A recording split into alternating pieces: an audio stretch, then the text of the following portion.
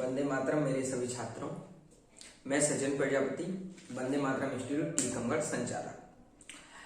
आज आप सबके लिए लेकर आया हूं एक बेहतरीन सेशन जिसमें हम चर्चा करने वाले हैं मराठा साम्राज्य की, जिससे प्रतियोगी परीक्षाओं में बहुत ज्यादा प्रश्न पूछे जाते हैं। वनडे एग्जाम के दृष्टिकोण से देखें तो हम उन पॉइंट्स की भी चर्चा करेंगे जिससे सीधे वन लाइन फैक्ट बनते हैं। और मराठा साम्राज्य की अगर बात करें तो भारत के ऐतिहासिक दृष्टिकोण से अगर देखा जाए तो यह साम्राज्य एक अपनी अमिट छाप छोड़कर जाता है। ये बात उस समय की है जिस समय पूरा भारत मुगलों के चंगुल में फंसा हुआ था और इसी समय एक महान व्यक्तित्व, एक महान व्यक्ति का जन्म होता है जिसका नाम रहता है वीर शिवाजी। वीर शिवाजी यहाँ पर एक साम्राज्य की स्थापना करते हैं, मराठा साम्राज्य, जो कि मुगलों को पसीना छुड़ा देता है, दांतों तले चने चबा देता है। आज ये शुरू करते हैं इसी सेशन को। चलिए, बात है सन 1627 की। 1627 में सिवनेर के किले में एक व्यक्ति का जन्म होता है जिसका नाम रहता है वीर शिवाजी या शिवाजी। वास्तविकता में अगर देखा जाए तो इनकी माता जीजाबाई ने शिवाजी का नाम सिवनेर किले में एक बड़े शिव मंदिर पर के नाम पर रखा है। अर्थात मैं ये कहना चाहता हूं कि चूंकि माता सोचती थी कि शिवाजी जो है वो भगवान शिव की देन है, जिसके कारण से इनका नाम पड़ा शिवाजी। शिवाजी के पिताजी का नाम अगर बात करें तो शाहजी भोसले था, जो कि भोसले परिवार या भोसले राजवंश से संबंधित थे, जबकि इनकी माता जीजाबाई थी। एक बढ़िया प्रश्न पूछे जाते हैं प्रतियोगी परीक्षाओं में कि शिवाजी के जीवन पर किस व्यक्तित्व का सर्वाधिक प्रभाव है। तो 3 व्यक्तियों का शिवाजी के जीवन पर सर्वाधिक प्रभाव पड़ा, जिसमें से सबसे ज्यादा जो प्रभाव पड़ा वो इनकी माता जीजाबाई का। दूसरा, इनके जो राजनीतिक गुरु रहे हैं शिवाजी के, जिनका नाम है दादाजी कोंडदेव, इनका गहरा प्रभाव पड़ा है। और तीसरा, शिवाजी के आध्यात्मिक गुरु कहे जाते हैं रामदास, इनका भी शिवाजी के जीवन पर बहुत गहरा प्रभाव पड़ा है। शिवाजी की जो पहली पत्नी थी उनका नाम था साईबाई, जिनसे शिवाजी का विवाह जो है 1640 में हुआ था। ये तो थी शिवाजी के बारे में सामान्य जानकारी, इनके माता कौन थे, पिता कौन थे वगैरह। शुरू करते हैं अब हम कि शिवाजी ने किस तरीके से मराठा साम्राज्य को इतिहास में एक ना भूलने वाले साम्राज्य के रूप में स्थापित किया और मुगलों को किस तरीके से इनने दांतों तले चने चबवाए। इस बात शिवाजी के सैन्य अभियानों की अगर हम चर्चा करें तो शिवाजी के जीवन का पहला जो सैन्य अभियान था वो 1643 में सिंहगढ़ का किला इन्होंने जीता था। ओके, आगे बात करें तो 1654 में शिवाजी ने पुरंदर का किला जीता और इसी क्रम में मराठा साम्राज्य के बगल में एक और रियासत है जिसका नाम है बीजापुर। इसी बीजापुर रियासत में एक स्थान है जिसका नाम है राजगढ़। तो इस तो इस रायगढ़ के किले को शिवाजी ने जीता 1656 में और रायगढ़ के किले को जीतकर 1656 में शिवाजी ने अपनी राजधानी बनाई। ठीक है ना।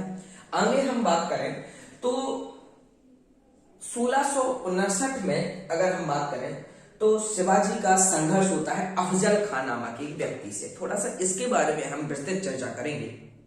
हुआ क्या कि जिस समय दक्षिण भारत में शिवाजी अपना साम्राज्य धीरे धीरे विस्तार कर रहे हैं, उसी समय उत्तर भारत में जो कि मुगल शासक है औरंगजेब, जिसे आप आलमगीर के नाम से भी जानते हैं, जिसे आप जिंदा पीर के नाम से भी जानते हैं, तो औरंगजेब भी चाह रहा था कि हम भी अपनी धीरे धीरे सत्ता स्थापित कर सके, हम भी अपने पैर पसार सके या साम्राज्य विस्तार कर सके।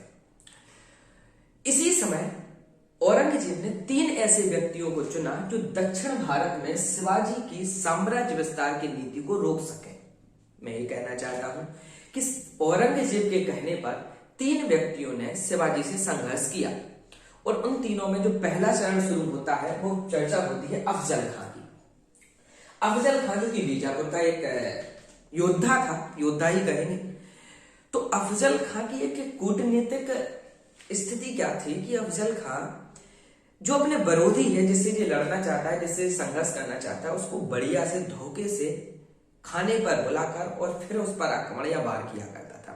चूंकि शिवाजी इस बात से भली भांति परिचित थे, अच्छे से जानते थे। हुआ क्या, अफजल खान ने एक दिन शिवाजी को खाने पर बुलाया और शिवाजी को खाने पर बुलाकर गले मिलकर अफजल खान जो है वो शिवाजी को मारना चाहता था। शिवाजी इस बात से भली भांति जानते थे, परिचित थे। तो शिवाजी ने क्या किया कि खाने पे जाने से पहले ही इनने एक बढ़िया लोहे का कवच अंदर से धारण किया, एक लोहे का कवच पहना और एक कटार जो है वो अपने कमर में लगा दी। इसी क्रम में हुआ क्या आगे कि शिवाजी ये बात पहले से जानते थे कि अफजल खान क्या करने वाला है, और अफजल खान ने जैसे ही शिवाजी को गले लगाया, शिवाजी ने छुरा लिया और अफजल खान पर ही वार कर दिया या आक्रमण कर दिया। और एक ही बार में, सुनिएगा, शिवाजी ने एक ही बार में अफजल खान को जो है वो मौत के घाट उतार दिया, अफजल खान की हत्या कर दी। तो औरंगजेब ने जो पहला व्यक्ति चुना अफजल खान, उसको तो शिवाजी ने समाप्त कर दिया। और ये जो संघर्ष है, ये जो चर्चा है, ये है 1659 की। 1659 में शिवाजी ने अफजल खान को समाप्त किया, अर्थात अफजल खान की हत्या करी। इसके बाद जैसा कि मैंने बताया कि दूसरा जो व्यक्ति औरंगजेब ने चुना था शिवाजी के साम्राज्य विस्तार की नीति को रोकने के लिए, उस व्यक्ति का नाम था शाइस्ता खां। और आपको जान के आश्चर्य होगा कि शाइस्ता खां जो व्यक्ति है वो औरंगजेब का मामा है, अर्थात औरंगजेब ने अपने मामा को शिवाजी की साम्राज्य विस्तार की नीति को रोकने के लिए चुना, ठीक है ना।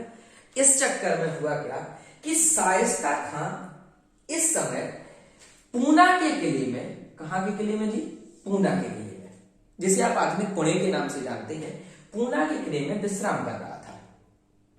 और शिवाजी का संघर्ष होना था शाइस्ता खां से, ठीक है। अब हुआ क्या कि शिवाजी को पता था कि पूना के किले में जाना आसान नहीं है।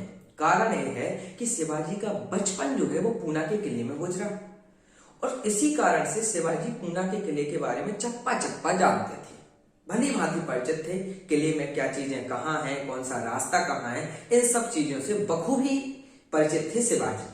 अब हुआ क्या आगे कि पूना के किले में शिवाजी एंट्री कैसे करें, अर्थात अंदर कैसे जाएं, जिस शिवाजी के सामने एक बड़ा चैलेंज था। शिवाजी ने एक उपाय सोचा कि शिवाजी ने क्या किया कि दूल्हा के वेश में और अपने साथ अपने सैनिकों को बाराती बनाकर इनने किले में प्रवेश किया, अर्थात शिवाजी खुद दूल्हा बने और इनके जो सैनिक थे वो बाराती के रूप में किले में प्रवेश किया। इनने किले में पहले जांच हुई, लेकिन जांचों में संतुष्टि हुई कि हाँ जी कोई आक्रमणकारी नहीं है और शिवाजी का आसानी से किले में प्रवेश हो जाता है। और इसी क्रम में शाइस्ता खां पर शिवाजी आक्रमण करते हैं। तो शाइस्ता खां जो व्यक्ति था वो इस आक्रमण से बच निकलता है, उसकी उंगलियां हालांकि कट जाती हैं लेकिन आक्रमण से बच निकलता है।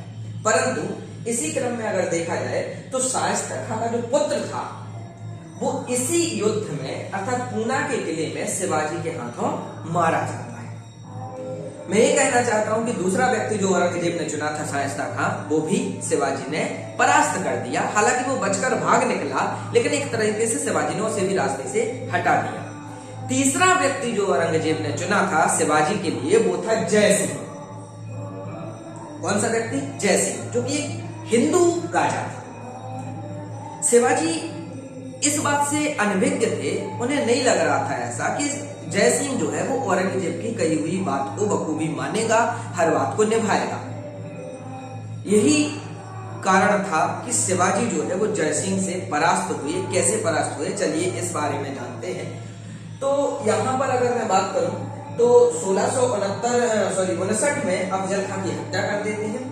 1663 में शाइस्ता खां से संघर्ष होता है और शाइस्ता खां भी संघर्ष में क्या होता है, पराजित होता है, जो कि उस समय पूना में आक्रमण कर रहा था और ये भी संघर्ष में क्या होता है, पराजित होता है। ओके, आगे बात करते हैं। एक और पॉइंट यहाँ पर बढ़िया मिलता है कि 1664 में शिवाजी ने सूरत की प्रथम लूट की। अच्छा, इस लूट से मुझे याद आया कि शिवाजी जो है वो गुरिल्ला युद्ध पद्धति में बहुत निपुण थे, अर्थात शिवाजी जो है वो छापामार नीति पर भरोसा करते थे। कोई भी गुजर रहा है और इन्हें अगर उससे संघर्ष करना है तो इसे अचानक से आक्रमण करने में निपुण थे वीर शिवाजी। तो इसी क्रम में अगर देखा जाए तो 1664 में इन्हें सूरत की प्रथम लूट की। आगे एक और लूट होगी, आगे बात करते हैं। तो 1665 की बात है, कब की? 1665 की। 1665 में यहाँ पर जब शिवाजी का जयसिंह से संघर्ष होता है और जयसिंह से जो युद्ध में परास्त होते हैं, तो जैसा कि हमेशा से ही होता है कि जब एक युद्ध में दो व्यक्ति परास्त होते हैं तो उनके बीच एक डील होती है, एक संधि होती है, एक समझौता होता है। वही हुआ शिवाजी और राजा जयसिंह के बीच। हुआ क्या कि यहाँ पर 1665 में पुरंदर की संधि हुई और पुरंदर की संधि में पूछी जाती है, ध्यान रखेंगे आप, याद रखेंगे 1665, डेट भी याद रखना, 22 जून 1665 में पुरंदर की संधि हुई और जो कछवाहा वंश का राजा था जो जयसिंह, कौन से वंश का राजा? कछवाहा वंश का राजा था जयसिंह। याद रखिएगा कि जयसिंह ने किसके कहने पर शिवाजी से युद्ध लड़ा? औरंगजेब के कहने पर। जी हाँ, जयसिंह ने औरंगजेब के कहने पर शिवाजी से युद्ध लड़ा और इस संधि के तहत हुआ क्या कि शिवाजी को अपने 35 किलों में से 23 किले जो है वो औरंगजेब के अधीन करने पड़े, अर्थात मुगलों के अधीन करने पड़े। तो ये थी आपकी पुरंदर की संधि। प्रश्न आता है पुरंदर की संधि कब हुई? आप बताओगे 1665, 22 जून 1665 में पुरंदर की संधि हुई। ठीक है ना? तो ये संधि जो थी, मैंने जैसा कि बताया, शिवाजी की हार हुई युद्ध में और युद्ध के बाद इन्हें अपने किलों को, कुछ किलों को, 23 किलों को मुगलों के अधीन देना पड़ा। ओके, आगे बात करते हैं। 1666 में एक विशेष घटना होती है।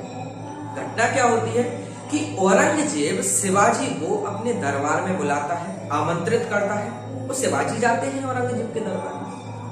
परंतु औरंगजेब ने उस दरबार में शिवाजी के साथ एक राजा जैसा व्यवहार नहीं किया कि शिवाजी कोई राजा है, और औरंगजेब ने इस तरीके से धोखे से शिवाजी को बंदी बना लिया किले में अपने पास बुलाकर। परंतु इससे भी गजब की बात यह है कि शिवाजी उसी वर्ष, जिस वर्ष जी बंदी बने औरंगजेब के हाथों, वो भी षड्यंत्र द्वारा 1666 में औरंगजेब द्वारा शिवाजी को बंदी बनाया गया और शिवाजी उसी साल में ही बंदी से क्या हुए, जेल से ये भाग निकले, छूट निकले। आगे बात करें तो जैसे ही ये वहां से निकले तो 1670 में शिवाजी ने सूरत की दूसरी लूट की। याद रखिएगा, पहली लूट कब की थी? 1664 में सूरत को लूटा और 1670 में सूरत को दोबारा इन्हें फिर से लूटा। ठीक है ना? आगे बात करते हैं। बेहतरीन प्रश्न बन रहा है यहाँ से। क्या प्रश्न बन रहा है कि 1674 में शिवाजी ने अपना राज्याभिषेक करवाया। सुनिएगा जरा ध्यान से। अब आप सोच रहे होंगे कि सर शिवाजी इतने सैन्य अभियान कर रहे हैं, क्या अभी तक शिवाजी का राज्याभिषेक नहीं हुआ? जी हाँ, अभी तक शिवाजी का राज्याभिषेक नहीं हुआ। शिवाजी अपना राज्याभिषेक करवाते हैं 1674 में, 74। और शिवाजी जब अपना राज्याभिषेक करवाते हैं 1674 में, तो ये राज्याभिषेक किया जाता है गंगा भट्ट द्वारा। जो कि गंगा भट्ट कौन है, यहाँ से बढ़िया प्रश्न पूछा जाता है। ये तो पूछा ही जाता है कि गंगा भट्ट के द्वारा शिवाजी का राज्याभिषेक हुआ।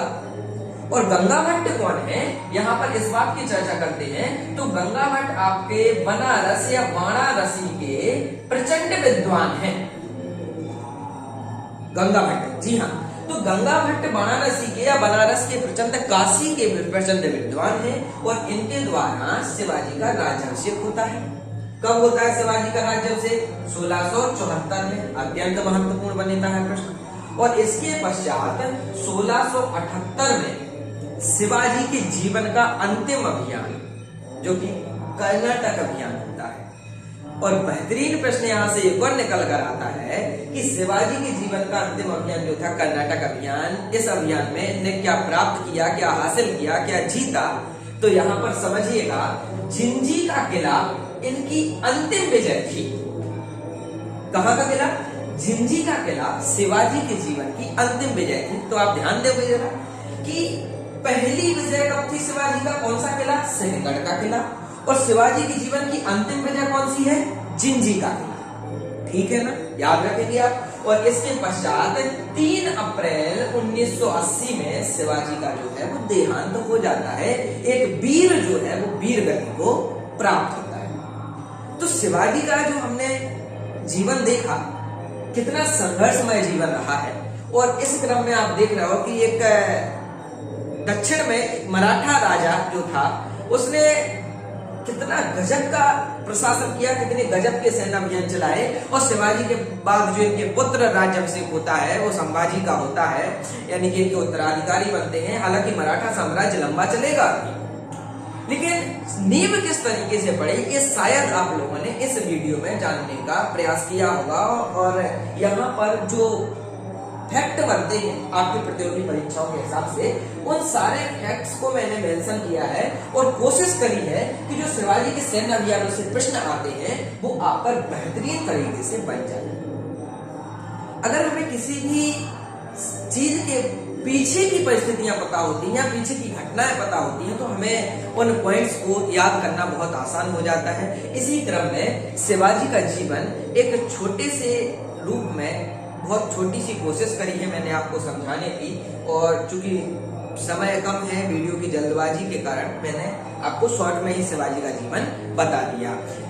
जरूर पढ़िएगा एक बार शिवाजी के बारे में, मराठा साम्राज्य के बारे में। हालांकि इसका पार्ट 2 यानी सेकंड पार्ट मैं जल्दी ही लेकर आऊंगा आप सबके लिए। धन्यवाद। वंदे मातरम।